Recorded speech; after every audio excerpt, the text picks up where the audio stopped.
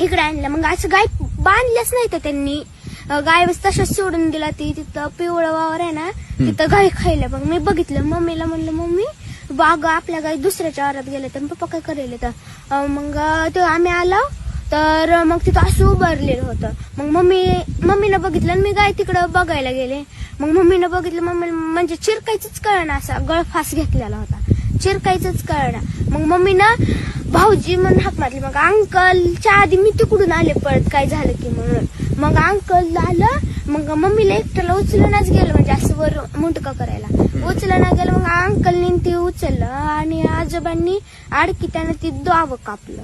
तू होते होते, पण असं वाटतच नव्हतं असं गेल्यावर भेटते तर कसं पण येऊन भेटते तर मला. कसं भेटते असं म्हणजे लय लाड करतो माझ्या भाऊन, माझा लाड होता जास्त. पप्पा काय म्हणायचं तुला?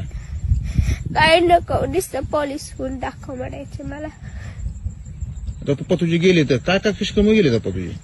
कर्ज होतं, 15-15 मिनिटाला फोन असायचा सारखं. अर्धा तास आम्हाला, दीड तास बसून दाखवल्याला त्यांनी किती फोन येत. असं म्हणजे दमच नव्हता. सकाळी उठलं फोनच. एकदा फोन डबल घेतला. असं रडायचं पण, म्हणजे असं आम्ही रानात आलो की सुट्टी दिवशी ती रडायचं गळा धरून मम्मीच्या बिन माझ्या बिन रडायचं. मग त्यांना सांगा म्हणायचं कोणाचा फोन येतोय काय होतंय, तर सांगत नव्हतं, गप्प बसायचं. असं म्हणजे सहन करायची ही होती त्याच्याकडे.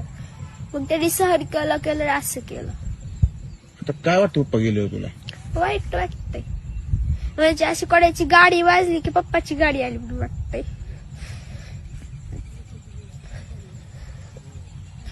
आता पप्पा स्वप्न पूर्ण करणार का तू? हो. सरकारकडून काय मागणी आहे तुझी? जसं माझे पप्पा गेले तसं कोणाची जाऊ नये, हीच आहे. नुकसान शेतात झालं तुमच्या?